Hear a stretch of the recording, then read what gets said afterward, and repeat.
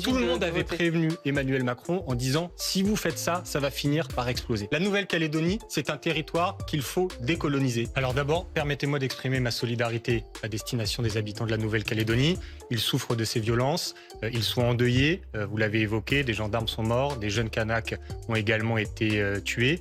Et moi, je suis très inquiet par la situation, très inquiet par ce cycle infernal de la répression et de la violence. Et je vous le dis très clairement, je considère que l'État et Emmanuel Macron en particulier ont une lourde responsabilité dans ce qui se passe aujourd'hui. Emmanuel Macron, depuis quelques années, a décidé de sortir de ce qu'a été la position de l'État depuis les accords de Matignon, depuis les accords de Nouméa, c'est-à-dire une position d'impartialité et de neutralité. Et là, aujourd'hui, ce qui a mis le feu aux poudres, c'est ce projet de loi constitutionnel qui modifie le corps électoral.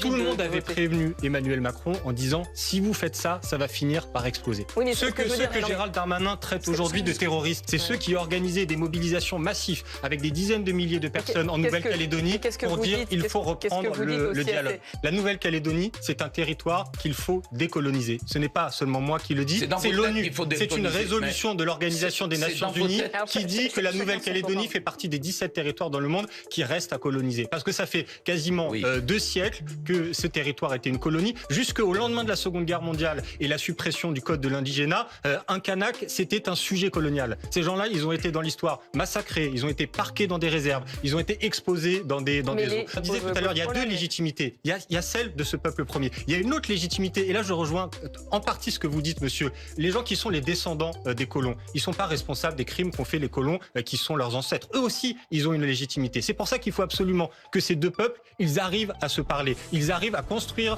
une citoyenneté en Nouvelle-Calédonie.